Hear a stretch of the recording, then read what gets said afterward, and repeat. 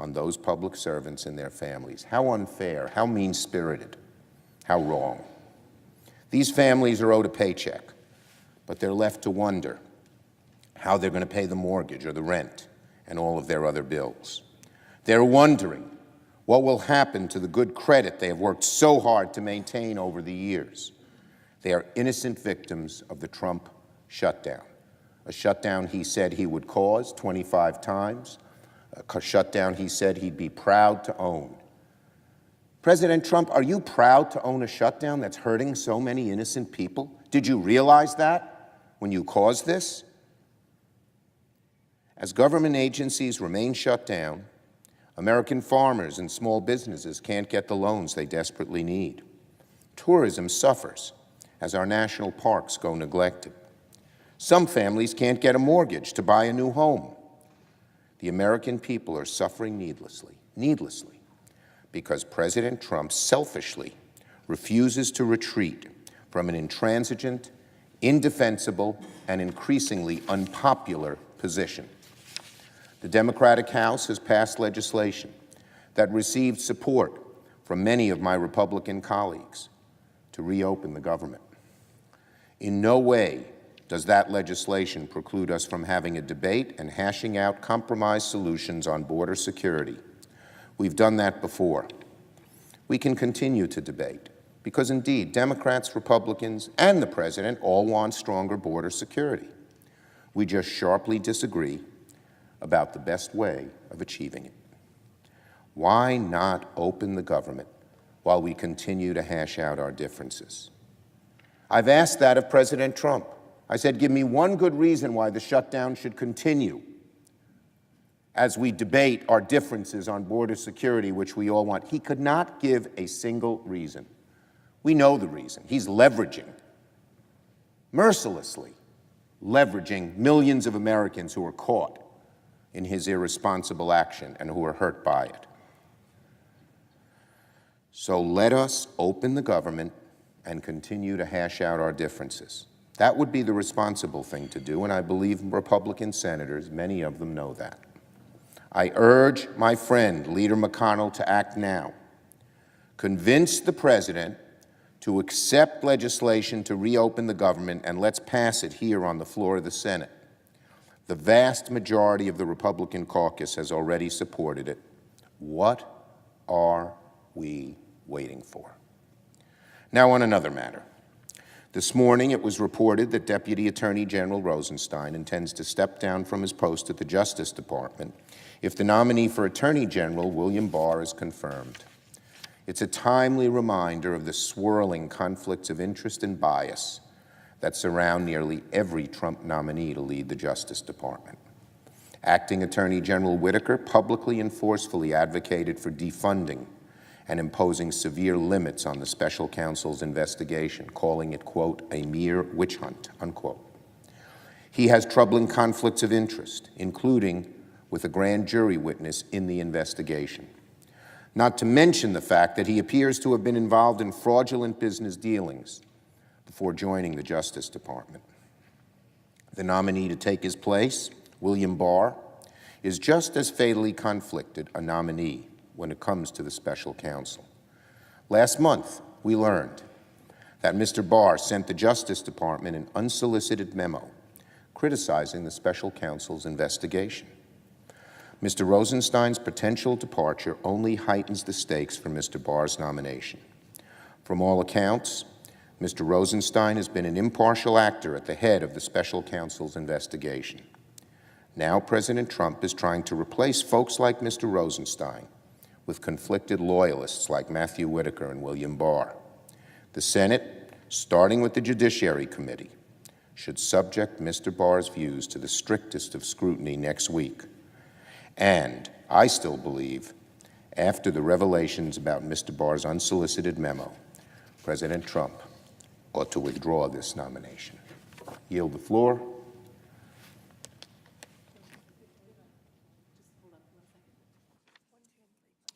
Under the previous order, the leadership time is reserved. Morning business is closed. Under the previous order, the Senate will resume consideration of the motion to proceed to S1, which the clerk will now report.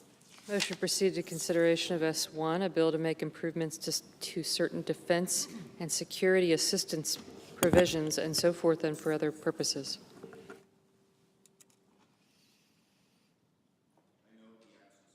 The clerk will call the roll. Mr. Alexander.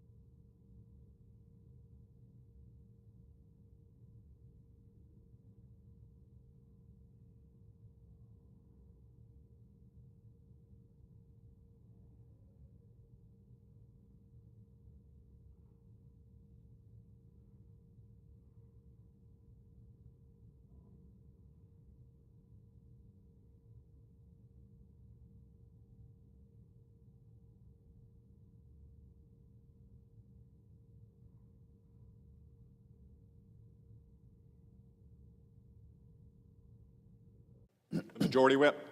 Is the Senate in a quorum call? Yes. Mr. President, I ask unanimous consent the quorum call be disposed of. Without objection. Mr. President, I think it's important that we just remind ourselves about what it takes to make a law here in Washington, D.C. It obviously takes passage of a bill by the House of Representatives, passage by the Senate, and a presidential signature. Obviously, we're in the middle of a sort of a, I guess you could say, fight right now between the executive branch, the president, and Democrats here in the House and the Senate, which normally would be resolved by the two sides sitting down and negotiating and coming to some sort of an agreement or a compromise. And that, frankly, is what is going to be necessary to resolve this current crisis that we're in, Mr. President. But the bottom line is that the Democrats here in the Congress, they have a majority in the House. It takes 60 votes, as we know, to do anything here in the Senate, which means it's going to take about somewhere on the order of 10 Senate Democrats in order to put a piece of legislation on the President's desk. There has to be a negotiation. There have to be two sides at the table. And the Democrats have made it very clear here in the Senate and in the House that they have no interest in negotiating with the President. Furthermore, they have determined that they're going to shut down all of the rest of the business that is being done here in the Senate simply because they do not want to provide funding for the border wall that has been requested by the President. And so that's the standoff that we are currently in the middle of. But I would remind our colleagues that as recently as last month, my friend, the Democrat leader, has said that in order for us to proceed and vote on anything in either chamber, we need to have a piece of legislation that the President has said that he would agree to sign, which again suggests that the way out of this is for the Democrats to come to the table and enter into a negotiation with the President about how to fund the border wall, how to deal with the issue of border security, and then to open up the government. That is the way that this ultimately gets resolved. And it seems to me, at least, from my observation so far, is that there has been no movement, zero movement on the part of the Democrats when it comes to trying to resolve the current situation. And so I would simply say that I agree with what the Democrat leader said as recently as December, and that is, in order for either chamber, the House or the Senate, to vote on a compromise piece of legislation, it needs to be a piece of legislation that the President of the United States has said he would sign. Each of these elements has to come together. And obviously, each is very relevant in this conversation. You cannot have a law without a presidential signature. There are 535 members of Congress. There's only one president of the United States, only one person who can sign a bill into law. And so obviously, the president is a critical player in this conversation. Of course, the Democrats, as I said, have the majority in the House of Representatives.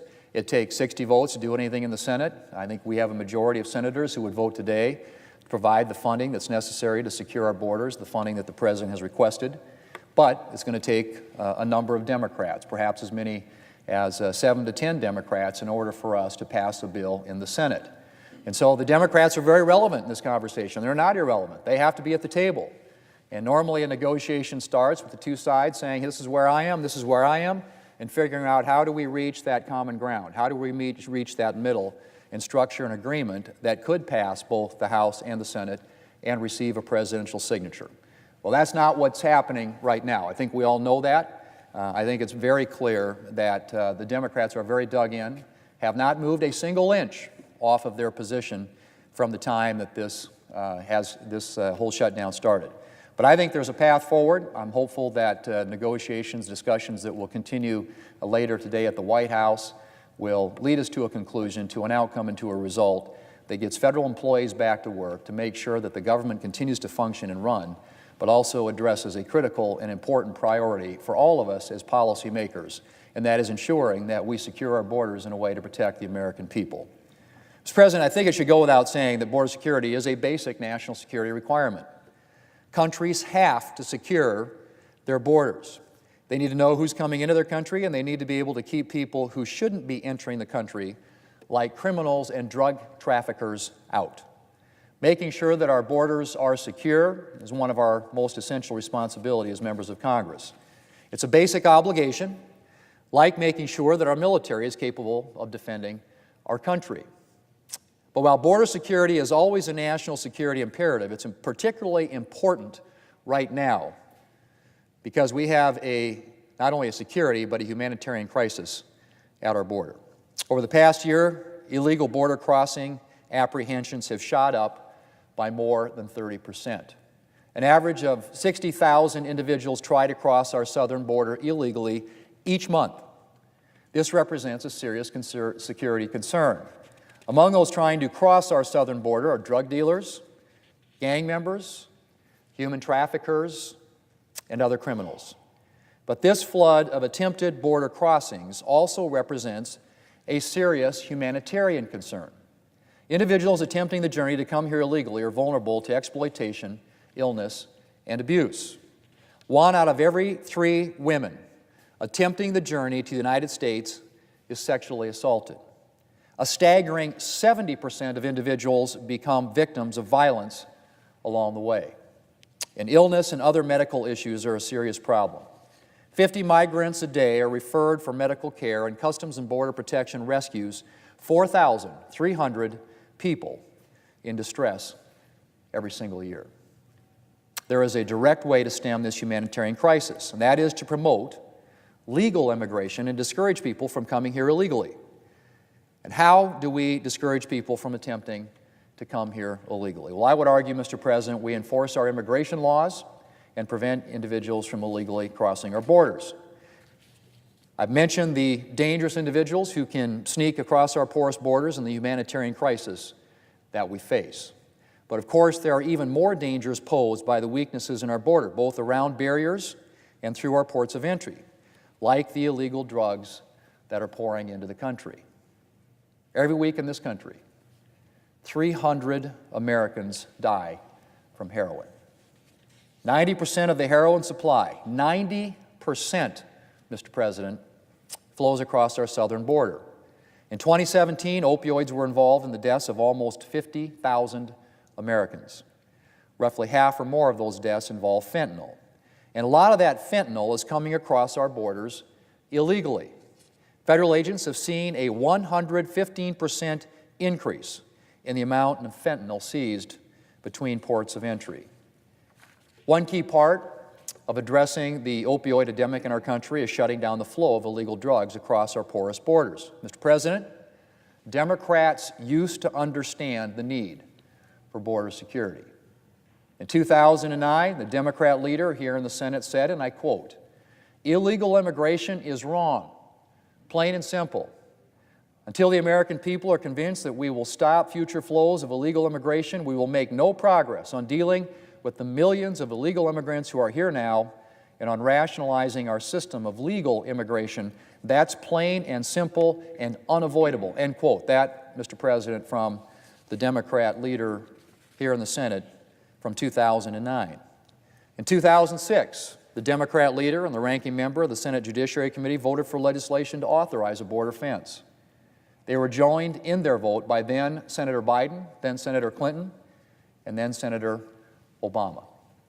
2013, every Senate Democrat supported legislation requiring the completion of a 700-mile fence along our southern border. This legislation would have provided $46 billion for border security and $8 billion specifically for a physical barrier. Nearly every Senate Democrat supported $25 billion in border security funding just last February. And I suspect that more than one Democrat still understands that we desperately need to improve security at our borders. But the Democrat leadership refuses to play ball. More than 2 weeks into this shutdown, they are still not willing to negotiate a solution that would secure our borders and reopen the government. Democrat leaders are willing to ignore the security and humanitarian crisis at the southern border simply because they don't like this president, because they're afraid to oppose the far left wing of their party. Mr. President, we need to end this partial shutdown, and we need to reopen the government. But the only way for that to happen is for Democrats to work with Republicans and the President to provide adequate funding for border security. Once they negotiate in good faith toward a serious agreement that the President will sign, the Senate will immediately take it up so that we can end this shutdown and take needed steps to bolster security at our borders. Mr. President, border security is not some issue that Republicans have somehow dreamed up. Securing our borders is a national security imperative, and both parties have a responsibility to make sure that our nation's borders are protected. And so, Mr. President, I hope that Democrats here in the Senate will remember their obligation to our nation's citizens and work with the President to secure our borders and reopen our government. And I would end where I started, and that is to say, in order for that to happen, Mr. President, there has to be an agreement. Both sides have to come to the table. Every one of the President, the House, the Senate, Democrats and Republicans are all relevant in this conversation because it takes all to accomplish a legislative result that will reopen our government, get federal employees back to work, and at the same time take the important steps that are necessary to secure our border. Mr. President, yield the floor. Mr. President. The senator from Vermont. Mr. President, excuse me. I just note parenthetically that virtually every Republican and every Democrat in this body have voted for the bills that would open the government. Every single Democrat in this body is willing, if the Republican leader would bring those bills back up, would vote for them, and the government would open. So it's, I hope the Republican leader will allow the government to open. There are a lot of people who need to go back to work, and I'll speak about this later today, but I'm thinking when it's going to be 10 and 15 below zero in my home state at one point this week, that we have government contractors who would like to get back to work. Now, let me speak about a different matter. And this I'm going to speak about as an individual more than as a senator. My wife, Marcel, and I, as Catholics, have shared the concern of many, whether Catholics or not, with the continued revelation of often gross misconduct on the part of some in the clergy and in the hierarchy of our church. We've seen this throughout the United States, including in our own state of Vermont. I have rarely spoken about religious issues in my capacity as a senator, because I feel one's religion is private, certainly not political. However, I have spoken out about my concern and my dismay with what we've heard, and Marcel shares those concerns with me. I mention this because this past Sunday, at Mass at Holy Trinity Parish in the District of Columbia, we heard a sermon preached by Father Benjamin Holly, a member of the Jesuits. When he finished his sermon, I'll freely admit I wanted to stand up and applaud him. He spoke about what the church is finally doing in facing up to this. But then he spoke about how he was reacting and how one hopes we might react. But the reaction should be from the Pope straight down to every member of the clergy and every member of the laity. You know, except for some sermons preached by Marcel's brother, Father Claude Pomelo, I don't remember being so touched or affected by a sermon. I had not met Father Holly before, but after Mass, I spoke with him. And I asked him if I could have his permission to put his sermon into the congressional record. He agreed. And so, Mr. President, I ask consent that the homily by Father Benjamin Holly, S.J., of January 6, 2019, be included in the record at this time. Without objection. Mr. President, I yield the floor. Mr. President, Senator from Texas. from El Paso to Brownsville, Texas, my state shares a 1,200-mile border with Mexico.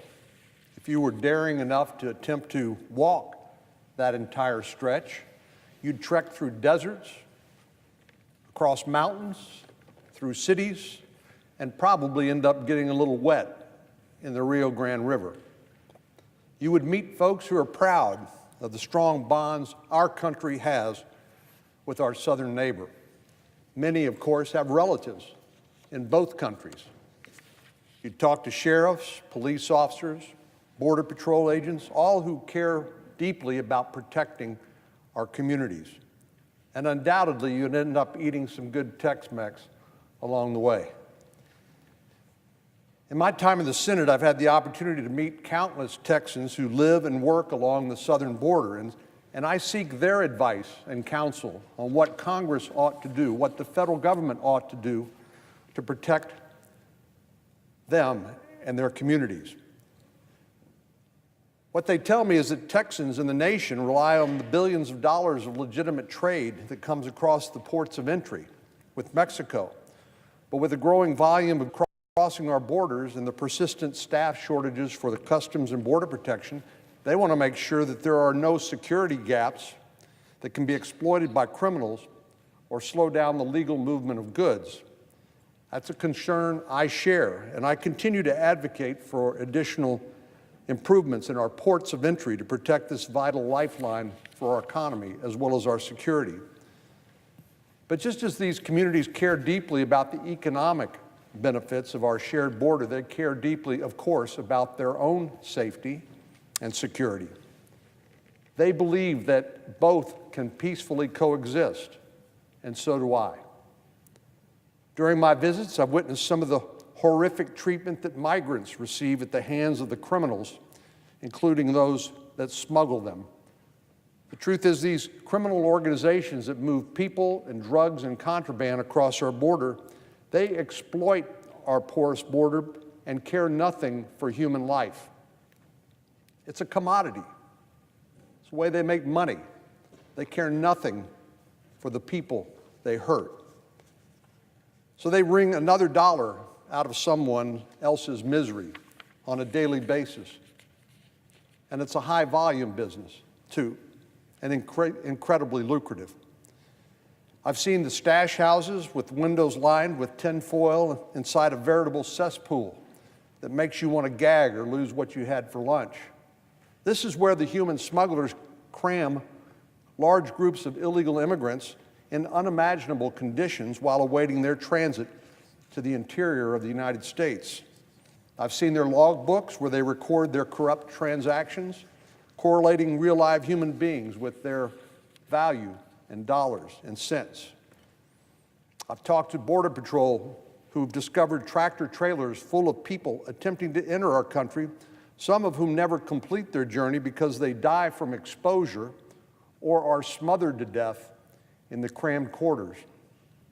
And in Brooks County, where the Falfurrias checkpoint of the Border Patrol is located about 50 miles north of the border, I've seen unmarked graves of the migrants who were trying to cross vast swaths of South Texas in the August heat in order to bypass the Border Patrol checkpoint, but then who were left to die by the smugglers. Their graves are marked only with identities like skull case or unknown female.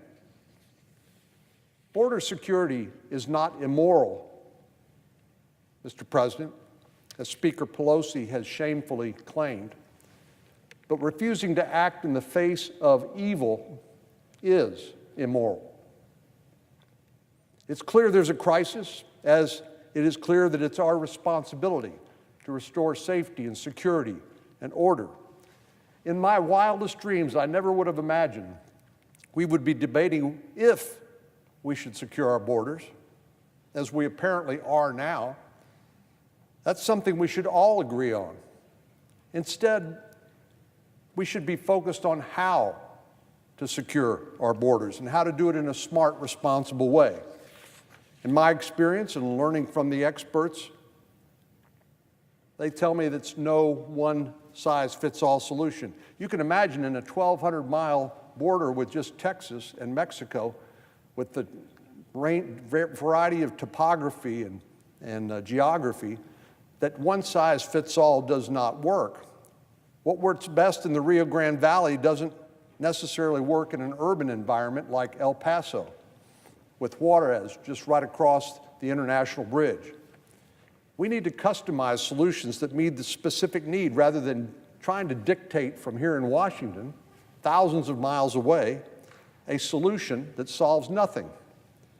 We need to look at border security as a combination of three things. Physical infrastructure. Yes, that includes barriers, walls, fences, vehicle barriers in appropriate locations, but it also includes technology, radar, ground sensors, drones, aerostats. This is a layered approach that provides flexibility for the experts on the ground to determine what is best for each sector, what is best for each part of our immense border, and implement the changes necessary to achieve desired results. As I said, in many areas, the landscape and location means that physical barriers may not be needed, may not be practical.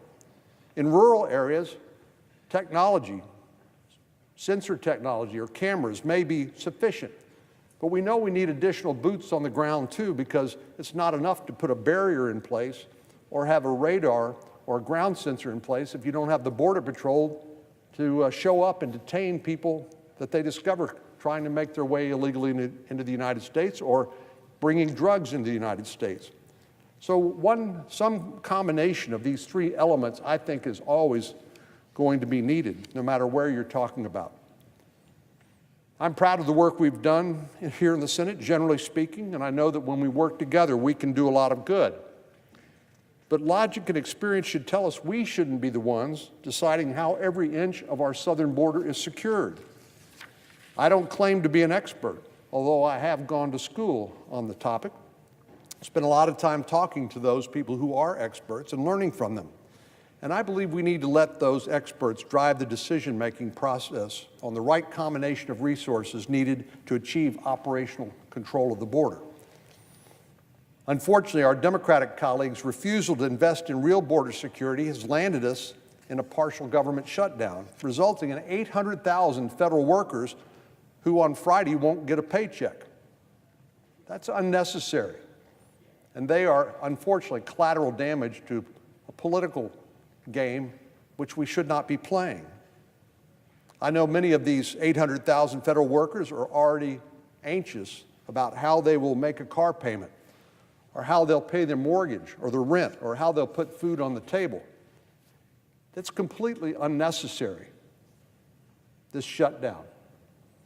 I'm afraid this debate on border security, of course, is not really a debate about border security at all. It's a way for congressional Democrats to take a stand against a president they oppose, while putting border communities at risk and sending the men and women who protect them to work without pay. This battle's gone on too long, and I can only hope that Speaker Pelosi and Minority Leader Schumer show some leadership rather than continue to take the low road. This shouldn't be about winning a partisan fight. It should be about protecting our citizens and stemming the tide of illegal immigration, drugs, and contraband entering our country. If there was ever a time, now is a time for common sense to prevail and end this senseless shutdown. Mr. President, on another matter, I want to share a few words about an American hero I had the pleasure to get to know, Mr. Richard Arvin Overton. Richard's story began more than a century ago on May the 11th, 1906 in Bastrop County, Texas. Throughout his young life, Richard held a variety of jobs: landscaping, picking cotton, working at a furniture store, and building homes. In 1940, Richard enlisted in the United States Army, and he began his military service at Fort Sam Houston in San Antonio. Serving with the 1887th Engineer Aviation Battalion, an all-black unit, one of his first stops was Pearl Harbor, the day after what we now know as the West Lock disaster. In an interview in 2016, Richard recalled that day, seeing the water turn red from the blood of his brothers, saying, "I didn't look the same, but I got out all right." This is only the first stop in Richard's tour, which later led him into the Pacific Theater. His service included stops in Guam, Palau, and Iwo Jima, where he witnessed firsthand some of the darkest days in our country's modern history. When the war ended, Richard returned to Texas and built a home on Hamilton Avenue. He originally re-entered the furniture business and then began working for the state Treasury Department. At the sprite age of 85, Richard Overton decided to retire. In 2013, the 107-year-old Richard Overton made his first trip to Washington, D.C. with an honor flight. He was able to witness the memorial built to honor his service and his comrades who died in battle, a sight that brought him to tears. While his military service alone deserves our praise, that's not the only thing that brought Richard national attention. His comments about the keys to his longevity and his long life, in particular his daily routine, made Richard an internet sensation. His penchant for enjoying coffee with whiskey and 12 cigars a day won hearts and caused all of us to question the secret to his long life. Richard also enjoyed a bowl of ice cream every night, always butter pecan. He called this the Overton diet and welcomed anyone interested to give it a shot. Richard used his newfound fame to continue life as he always had, but with more fans eager to stop by and say hello while he was sitting on the front porch. He continued to live in the same house he built after the war, although the street name has now been changed to carry his name, Richard Overton Avenue. I first met Richard in 2013, and I remember the day my wife and I, Sandy, met him at his home in Austin. And I was taken aback to learn he had just gotten through mowing his lawn that morning, 107 years old and still mowing his lawn. Sadly, on December the 27th, 2018, the story of this American hero came to an end. At the ripe old age of 112 years, Richard passed away, leaving a host of cousins and extended family members. Yesterday, I introduced a resolution with my colleague, Senator Cruz, to honor this great man and his military service and his enduring legacy. Our country has lost a true patriot. Our state has lost a legend. And our community has lost a dear friend. Mr. President, I yield the floor. I'd note the absence of a quorum. Clerk will call the roll. Mr. Alexander.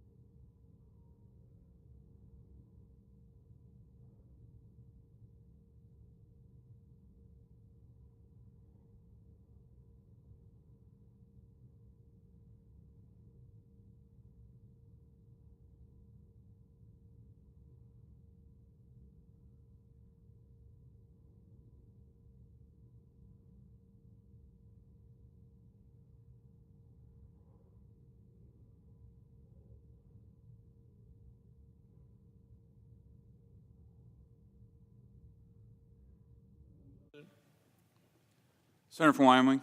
Thank you, Mr. President. I ask unanimous consent that the quorum call be vitiated. Without objection. Thank you, Mr. President. Mr. President, new year begins, and it brings with us new challenges, new opportunities, and new faces to the 116th Congress. I want to welcome the 9 freshman senators, Senator Blackburn of Tennessee, Mike Braun of Indiana, Senator Kramer of North Dakota, Josh Hawley of Missouri, Martha McSally of Arizona, Mitt Romney of Utah, Jackie Rosen of Nevada, Rick Scott of Florida, and Kirsten Sinema from Arizona. Their talent, their hard work brought them all here. And now we have an expanded Senate Republican majority, a majority to build on the progress that we made in the 115th Congress.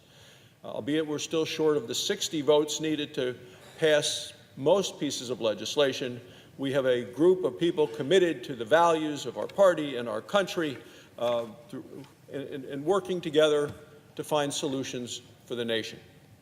Mr. President, during the swearing in last week, as I was sworn into the Senate, my 96-year-old mother joined us, and she attended it, enjoyed it, and watches the opening every day for the Pledge of Allegiance and for the prayer from Reverend Black, and looks to that as a sign of our nation moving forward. You know, from the time I was a little boy, she would always say, "This is the most important year of your life." She started when I was very young, and I think that her lesson remains today. For me and for all of us, this is the most important year of our lives, for ourselves, for our nation, for the world. And she would say, what you do this year makes a big difference for the future, so make sure you do it right. Well, we're now at a point of divided government, the Democrats controlling the House, the Republicans the Senate, and we need to work together and do it right on behalf of the American people. I think we have some immediate tasks. One is to secure the southern border, and the other is to fund the government. Now, these goals aren't mutually exclusive. We can and we must do both. And the key to breaking the current impasse is for both parties to work together. President Trump, I believe, is absolutely right to insist on border wall funding. I think he's right to insist on it before agreeing to sign spending legislation to end the shutdown, and he spoke passionately and I thought convincingly about it last evening. If the southern border were a patient, and I practiced medicine for 24 years in Wyoming, if the southern border were a patient admitted to the hospital, it would be listed in critical condition. All Americans want a healthy immigration system that secures the border, that enforces the law, and that keeps families together. The problem, of course, is the rise in illegal entrants, terrorists, drug smugglers, human traffickers, the Mexican drug cartel, all exploiting our porous border with Mexico. The Customs and Border Protection Commissioner has called the situation, quote, border security and humanitarian crisis. That's what we're dealing with, a border security and humanitarian crisis. So here are the numbers from the Department of Homeland Security. Currently, 16,000 Border Patrol agents and 8,100 military troops guard the southern border. The National Guard has been deployed there continuously since 2006. Still, illegal border crossings increased dramatically from 2017 to 2018.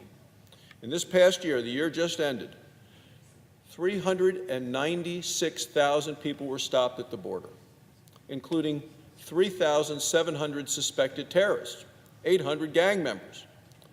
Of the border's 1,950 miles, a physical barrier today protects about 650 miles. Border Patrol areas with enhanced or expanded barriers have been successful. They have seen a 90% decrease in illegal traffic. That's why the President wants to proceed with additional barriers, physical barriers, to protect the border. Well, look, there's a huge improvement due to the wall. Clearly, walls work, barriers work. So I ask, why is Nancy Pelosi, the House Speaker, prolonging the shutdown by denying critical funding? Well, she has called the wall immoral. I would say what's immoral is refusing to provide for the safety and the security of the American people by providing border security. Border security policymaking has always been bipartisan, but not now, it seems. The Pelosi plan to end the partial shutdown isn't serious policy. It's political posturing. And as I say, partial government shutdown because 75% of the government continues to be funded. The Speaker's proposal includes billions in wasteful spending while ignoring the crisis at the border. The President has promised to veto what she is proposing, but instead of negotiating, the Speaker is basically play acting. Mr. President, what's needed is an agreement between the President, the Democratic leaders in the House and the Senate that can pass the House, secure at least 60 votes in the Senate, and then be signed into law. As President Trump said in January 4th letter to Congress, a nation that fails to control its borders cannot fulfill its basic obligations to its citizens: physical safety, economic safety, essential public services, and the uniform protection of our laws. Mr. President, we cannot afford to play politics with the border. I think that we should listen to the advice that my mother continues to give me, that this is the most important year of your life. It's important for this body, for this institution, and for this nation. Let's start 2019 and do it in the right way by passing common sense legislation that does secure the border, that does reopen the government, and that protects the American people. Let's work together to make this the most important year, the start of a better future for all Americans. Mr. President, I yield the floor, suggest the absence of a quorum. Clerk will call the roll. Mr. Alexander.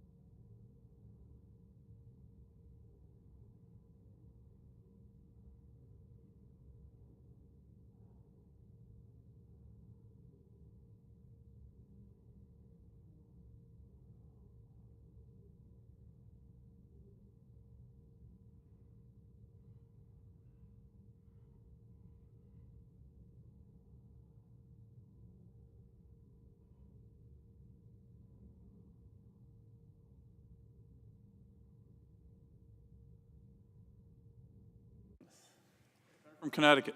Are we in a quorum call? We are. Ask that we dispense with the quorum call. Without objection. Thank you, Mr. President.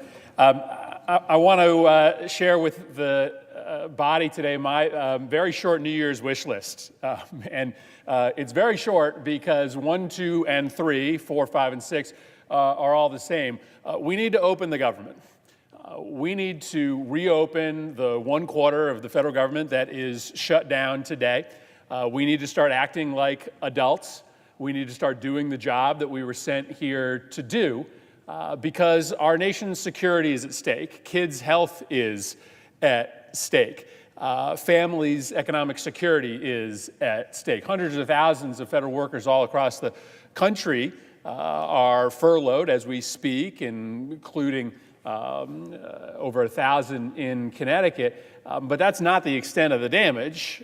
When you start having folks at airport security not be able to show up for their jobs because they have to work somewhere else in order to put food on the table, when you start creating questions about whether food stamps are going to go out or Section 8 vouchers are going to get paid, when you can't have the Department of Agriculture functioning to help our farmers, you're starting to affect a whole lot of people. You're starting to drag down the entire economy. And so my hope, my wish is that we will reopen the federal government. The fact of the matter is, this happens every now and again. Occasionally, somebody makes a demand, something that they can't get through the normal political process, and they say if they don't get that demand, they're going to shut down the government.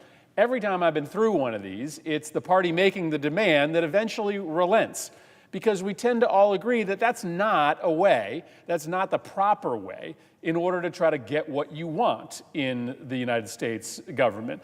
Senator Cruz and others shut down the government for 2 weeks because they wanted to repeal the Affordable Care Act. Eventually they relented. This time it's President Trump who couldn't get Congress to approve $5 billion for his wall in the budget, so he decided to shut down the government. This is not how we should conduct a debate about legitimate public policy issues, right? The future of the American healthcare system was a legitimate public policy issue, as is the security of our borders. But we shouldn't be having the discussion amidst a government shutdown, trying to use our nation's security and all of these federal workers and the work that they do as hostages to try to achieve a political result. And of course, we all were on the same page just a few weeks ago. This body voted unanimously to open the federal government. And now Senator McConnell says that that piece of legislation that all of us voted for in December can't pass. Well, what changed?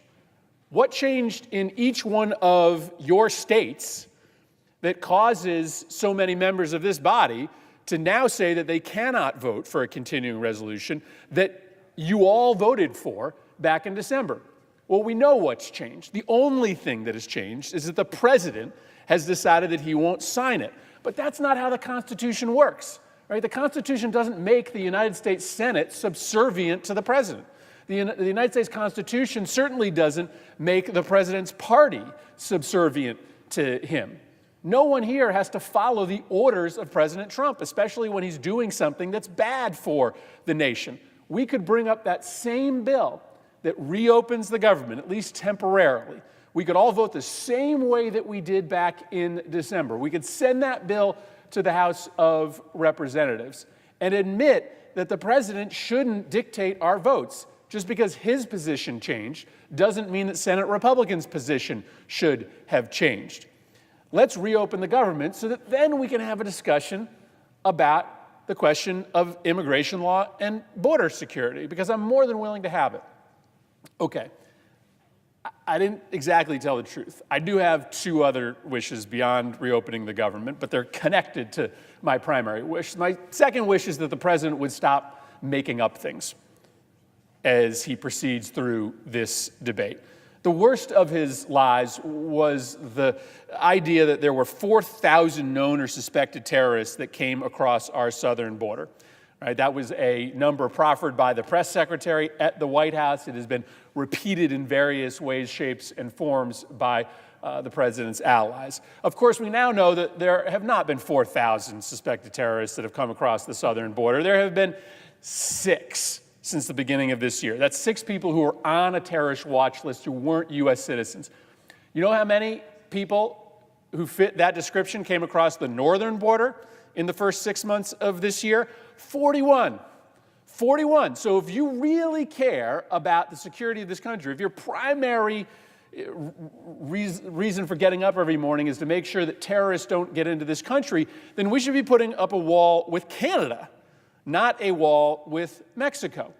The second fiction is that all of these drugs coming to the United States are crossing the U.S.-Mexican border at places where there isn't a wall. That's not true either. That's not true either. The vast majority of illegal products that come into this country come through ports of entry. Now, we should all talk about why that is and what we can do to beef up protections, but putting up a wall along the treacherous portions of the Rio Grande are not going to stop smugglers who right now can find lots of other ways to get their goods into the United States. So I want to make sure that when we have this debate, we are having a fact-based debate. And my second wish in this new year is that the president and his allies would just start telling the truth. Would just start telling the truth. And the truth is that there is not a new security crisis at the southern border, right? Illegal crossings have been coming down since 2000, right? The terrorists, the people that are on the terrorist watch list that occasionally do try to come into this country, they are predominantly trying to get in through Canada, not through Mexico. And so I want to talk about facts. Here's my last wish. And again, 1, 2, 3, 4, and 5 are reopen the government. But if I had 6 and 7, it would be that the president start talking about the real facts. And the other would be this. Let's not get into this very dangerous conversation about trying to do an end around on the political process with a national emergency. And I guess I'm talking to my Republican colleagues here. I get it that I often have some of the sharpest words for this president, but I hope that we can come together on the idea that declaring a national emergency because you can't get what you want through the political process is a really bad precedent to set. It is true there are a whole bunch of national emergencies that have been declared. But none of the circumstances of those national emergencies, none of the powers that were utilized in those national emergencies compare to what the president is reportedly considering. If the president is really talking about declaring a national emergency on our border, despite the fact that there's no set of facts that suggests what's happening on our border is fundamentally different today than what was happening a year ago or 10 years ago. If the president is really contemplating by executive order reprogramming billions of dollars that this Congress set aside for military construction projects to a border wall, that is a Pandora's box, which once opened cannot be shut again. That is a genie escaping out of a bottle that will not be put back. I said in jest last night that if President Trump can use a national emergency declaration to build a border wall, what would stop a Democratic president from declaring a health care emergency and passing and declaring a national emergency to create a single-payer health care system in this country? I wouldn't advise a Democratic president do that. But I'm not sure what the precedent would be if President Trump, having not been able to get Congress and the American public to get behind a border wall with Mexico that nobody really wants, declares a national emergency and builds it anyway. What would then stop any future president from doing the same thing on a host of other policy areas? Really, what would stop a president from declaring a healthcare national emergency because he or she can't get their legislation passed through the United States Senate, and reordering our insurance markets, our Medicare and our Medicaid program to cure that national emergency, simply shifting money around from place to place? I don't think that this is an avenue that the federal government should go down, because there will be a Democratic president someday. And if you can just declare a national emergency and move billions of dollars around because you can't get your way in Congress, that is a horse once out of the barn that's not coming back. So that's my wish list. Open the government, open the government, open the government, open the government. Pass the bills that we passed back in December. Don't let the president dictate your votes. Let your constituents dictate your votes. Hope the president and the White House start telling the truth about what's really happening with border security. And I hope this nonsense about declaring a national emergency goes away. And I hope it goes away in part because Republicans in this body recognize the really dangerous precedent that that sets for this country. And they recommend publicly and privately to the president that he shutter that idea.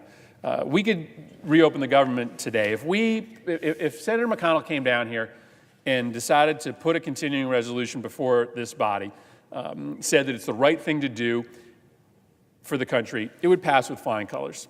If Senator McConnell exercised that kind of leadership that he has shown in previous shutdowns, it would pass with flying colors. We all know it would. We all know it would. I'm sure there'd be a handful of Republicans who maybe just got elected with President Trump's support who might not support it, but it would pass, just like it passed 3 weeks ago.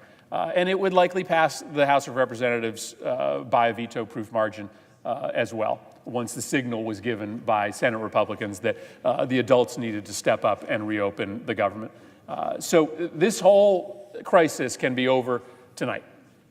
It can be over tonight if there is some leadership shown by Senate Republicans. And why spend all this time trying to control this body? Why spend millions of dollars trying to run for office to become the majority party in the United States Senate if you're not willing to step up at a moment of crisis and lead the country through it?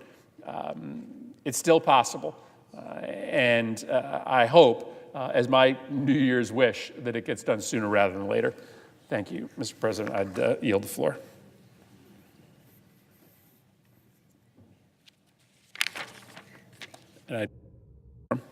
Clerk will call the roll. Mr. Alexander.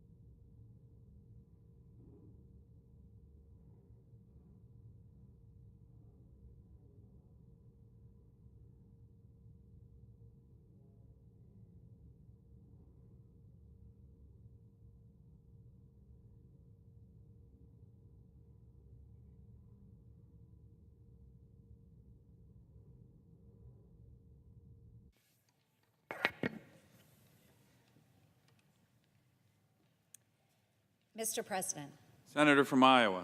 Mr. President, are we in a quorum? We are. Mr. President, I ask that we vitiate the quorum. Without objection. Thank you, Mr. President. Mr. President, I ask unanimous consent that privileges of the floor be granted to the following member of my staff, Heidi Steele, fellow in my office, during the pendency of the 116th Congress. Without objection. Mr. President, I rise today to speak on U.S. national defense. In the last couple of years, we have made tremendous progress in strengthening our military and have effectively realigned our global posture and strategy. Under the new National Defense Strategy, the United States has rightfully recognized the return to great power competition, where our priorities have shifted from low-intensity conflict to posturing against peer and near-peer adversaries. Over the last 17 years of combat in the Middle East, U.S. dominance and deterrence against great power competitors has diminished. Meanwhile, nations like China and Russia have undertaken extraordinary military modernization efforts while engaging in unprecedented and destabilizing aggression.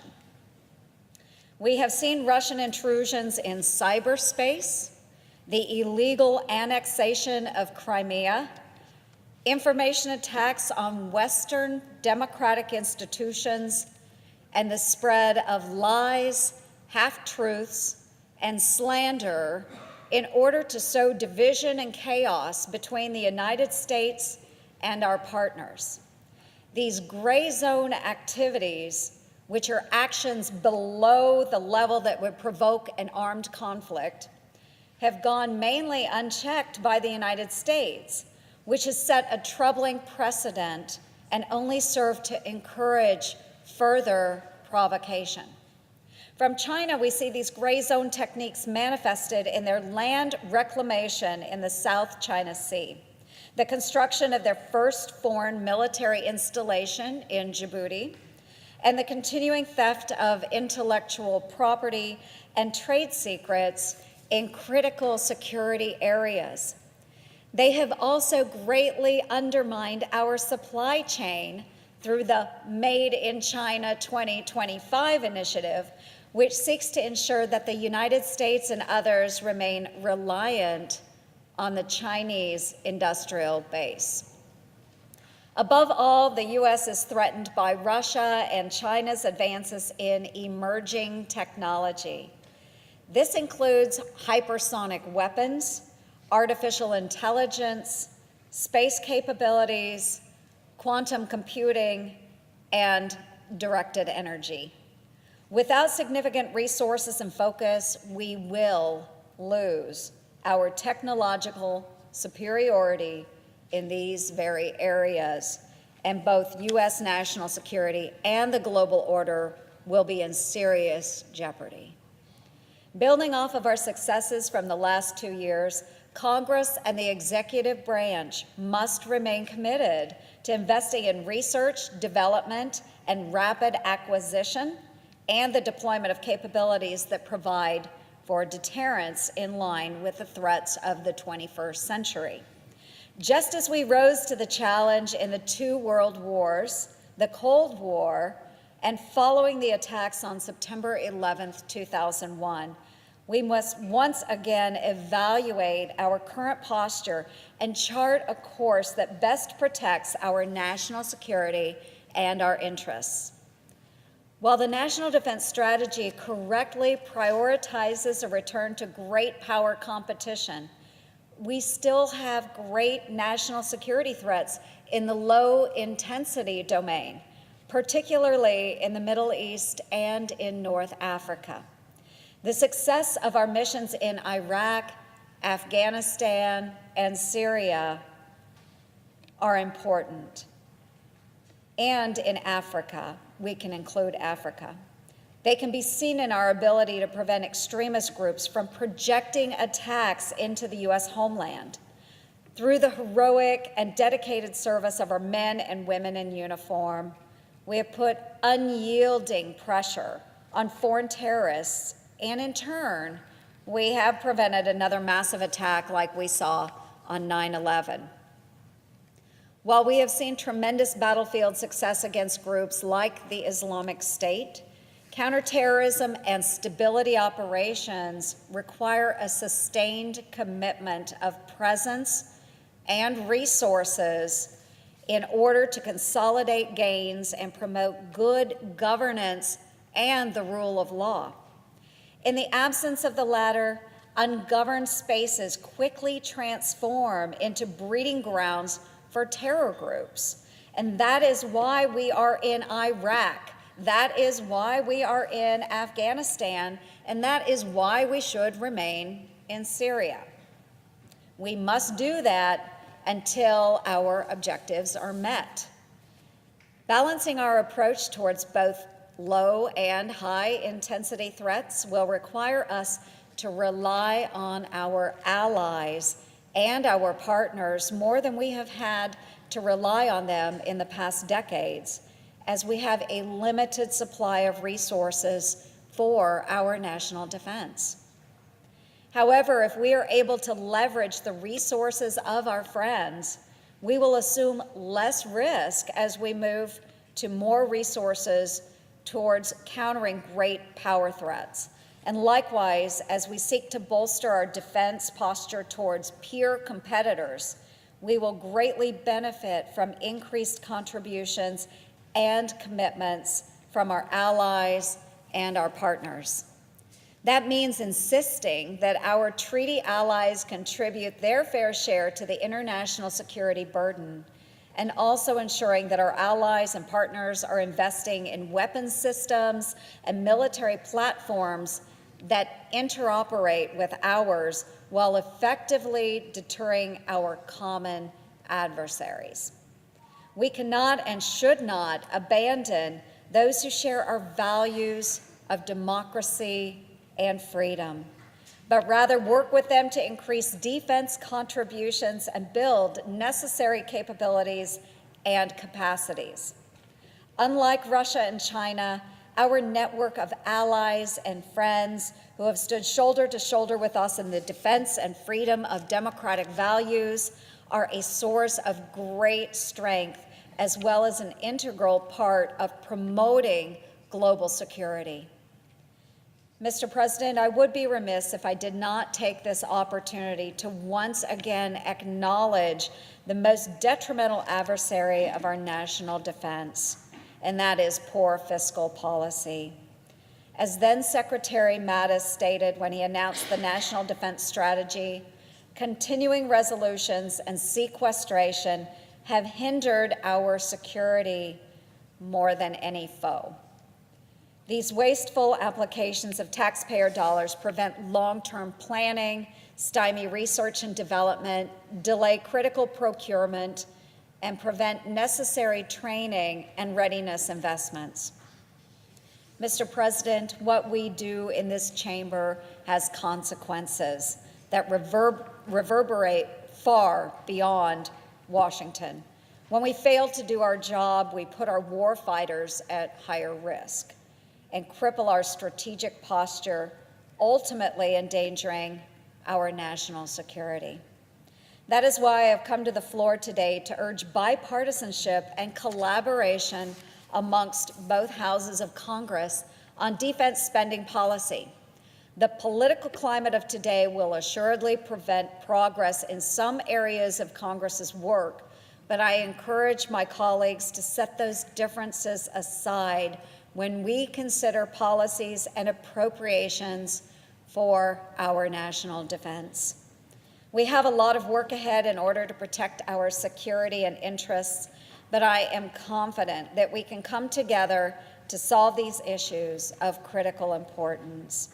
Thank you very much, Mr. President. I will yield the floor.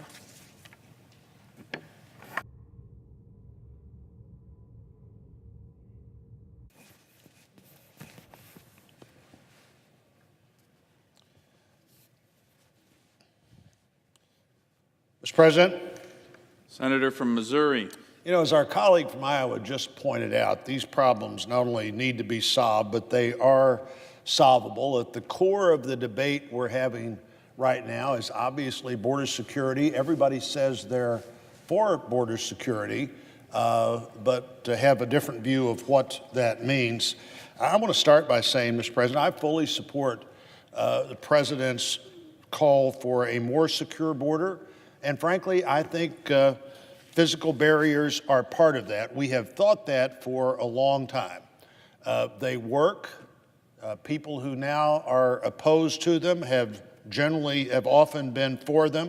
In fact, a generation ago, we began improving and expanding barriers in a few areas along the southern border, and in every instance, they've made a difference. In 1992, the U.S. government built a wall in the San Diego sector of the border, the San Diego sector of Border and Customs Protection.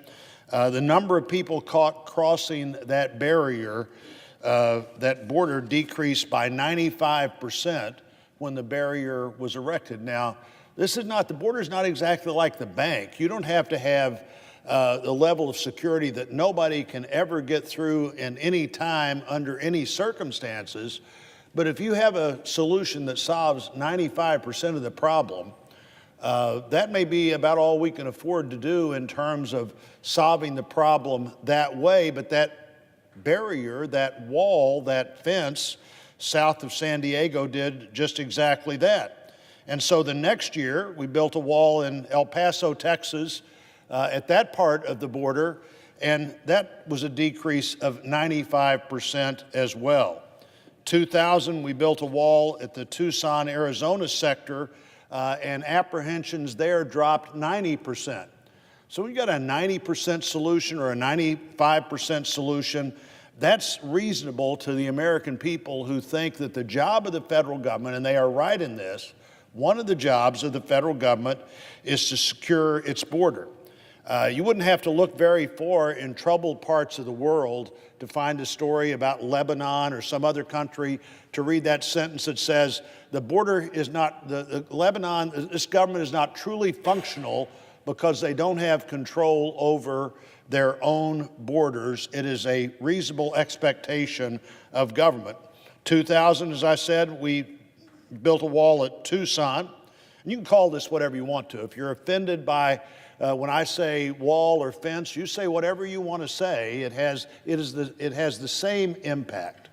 I've been to the border a number of times. I've walked along the barriers that are there. I've been on one side of the fence, the two sides of a fence with a patrolled roadway in between.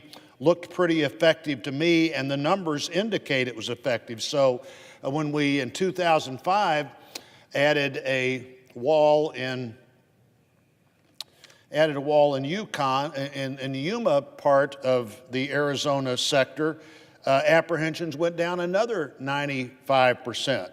So we got President Clinton, President Bush, Bush 43, Bush 41, all were part of thinking barriers worked, and the Congress was too. This was not an issue as to whether or not a wall works where a wall works until President Trump, as a candidate, began to talk about building a wall. They make a big difference in the areas where we've tried them in the past. Now, the president's often said in recent days that the wall doesn't necessarily work everywhere, and I fully agree with that. The wall, you couldn't afford the wall everywhere, and if you did have the wall everywhere, you'd have to monitor it with some remote monitoring device anyway, because there's a lot of the border that there just aren't people there, there's not access there.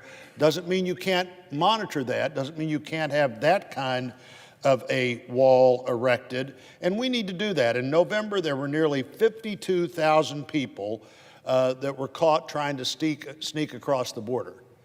Now, you can act like that's not a very big problem unless you've ever lived in a community of, say, 52,000 people, and then you realize that's a lot of people.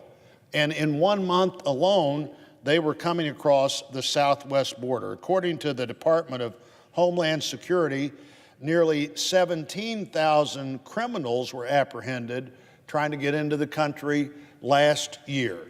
That's about half of the population of the capital city of Missouri, 17,000 people trying to get in with a criminal record just last year. We've seen a 50% increase in gang members being caught trying to come into the country illegally, and a 73% increase in the seizures of fentanyl. And one of the things we do in the Labor, Health, and Human Services area that I work in and appropriate for and work for appropriate opioid response is trying to figure out how we can get fentanyl out of this system. How can we get something out of the system that is deadly for a significant number of the people that turn to that as they get addicted to painkillers? Well, if 73% of the fentanyl seizures, if they're up 73% over where they were the year before, something needs to be done. We clearly need to secure our borders. Now, I support the immigration system. I am a proponent of legal immigration. I think how we meet the workforce needs of the country, how we deal with the fact that we have people who are here who aren't legal, who have otherwise not gotten in trouble in the country. About half of them came across the border. About half of them came in some other way and just decided, this is a pretty doggone good place and I want to stay here and I'm afraid to go home because I might not get back. How do we deal with that? How do we deal with this in a way that we meet our workforce needs, that the skill needs of the country are met? And skill needs can be unskilled people, that we don't have people willing to do some unskilled jobs, and highly skilled people, that we don't have enough people doing their jobs in an economy that's growing faster than the economy's grown in a long time. The economic numbers in some cases are better than they've been in 50 years, and in most cases are better than they've been in at least a decade. Now, you know, every part of the border doesn't need to be secured the same way, but the border needs to be secured. Our friends on the other side, in what has been a pretty impressive show of party unity, have just decided that they want to reject the options of how we secure the border. People who have voted to build and maintain almost 700 miles of border fencing have suddenly decided that another 50 miles or another 2 miles is immoral. Now, talk about selective immorality, that it's okay to have 700 miles of fence, but it's not okay to have 702 miles of fence. A very interesting place, it seems to me, to draw the line. Our friends on the other side have rejected attempts to fix the way we deal with children who are brought across the border or come across on their own. You know, there are 48,000 children right now that the U.S. government is doing their best to take care of, I hope, and want to insist that we do that, who came across the border on their own. Another 2,600 or so came across the border with an adult. More often than not, that adult was their parent, but not always. We've got 50,000 children that came across the border, and no response to any ideas that the administration brings up, no positive response from the other side as to how to deal with that. They've rejected adding beds at detention centers for people who are caught crossing the border illegally. Now, why would you do that? Why would you not want to have additional space for people who are in custody for illegal behavior? I suppose because it just becomes so critically important that people just be released on their own recognizance to come back at a later time. Some of our friends on the other side, in fact, have called for the complete abolition of the U.S. Customs and immigration enforcement efforts. At a very time when these are some of the most stressed people working on the behalf of the country for the federal government, we have people on the other side saying we should just eliminate border enforcement. Had a bill introduced in this chamber last year that every member of the minority supported. It was essentially, when you read it closely, and I'm not at all sure they all did, because I don't believe this is the position they all had. When you read it closely, it was a clear open borders bill. There was no way anybody was likely to be apprehended crossing the border except just to told, you know, you're here illegally now, come back sometime and we'll see if we can figure out what to do. We are for protecting people who are uniquely at risk in the country that they come from. Asylum's an important thing. No country in the history of the world has been any more open than we've been to allow people to come here legally, to have people come here who legally seek asylum.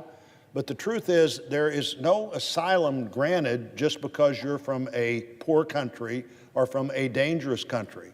And so most of the people that come saying they seek asylum don't get it. Maybe that's why most of them don't show up in court, because they know that their argument, they'd rather be here than where they were from, but their argument will never work in court for most of them, and that is clearly understood. We are going to have a lot better opportunity to solve the problems we need to solve regarding the border if people have confidence that the government has done a reasonable job of securing that border. I don't think anybody expects the border in a big country like ours to be so impenetrable that nobody could ever get in under any circumstances. I think they do expect, when you've found the 90 or 95% solution that appeared up until now to be affordable and widely supported, when you've found the 90% solution, people do expect that at the very least you'd apply the 90% standard to the responsibility of the government to secure its borders. So whether it's trying to figure out what we need in our workforce to have a continued growing and vibrant economy, or it's trying to figure out what do we do about people who came here and decided to stay, whether they came here across the border or in some other way, but stayed beyond the time they were supposed to be here or got here without going through the normal process. Those are going to be much easier to come to a conclusion on if people know that the government has done its job to get the border under an acceptable and anticipated level of security from what we would expect to have from a country as strong and vibrant as ours. And particularly for people who were brought here and grew up here, this is an 80% issue in the Congress and in the country. Virtually nobody thinks kids who grew up here and didn't get in trouble, in significant trouble, shouldn't be allowed to live in the country they grew up in. And frankly, we need them. We need young people entering the workforce. We need people who are, in almost all cases, highly motivated. I talked to a university president just this week that said, these kids are the kids who over and over again set the standard. They're the kids who over and over again prove why we want them to be in our country. These problems are much more solvable if we'll just deal with the one fundamental problem of controlling our borders, of having immigration laws that work. I hope, Madam President, as you mentioned earlier today, that we can get to this conclusion and get to this conclusion quickly. This is obviously a place where we need to come together. Not only does the government need to function, but this is just an issue we need to solve. And I guarantee you this issue, all of these related issues will be more easily solved if we secure the border. And no president has ever had the credibility that this president will have if he says to the American people, I have met my commitment, the border is secure, we're now continuing to work to be sure that the court systems work, that we have protected those people who protect us on the border. There's great credibility here if the president is willing to get to a place that he can say that. And I think his efforts to secure the border are significant steps toward allowing us to solve the other problems that we need to solve, and we need to solve sooner rather than later.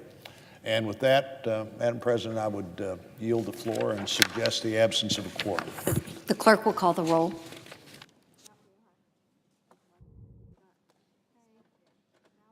Mr. Alexander.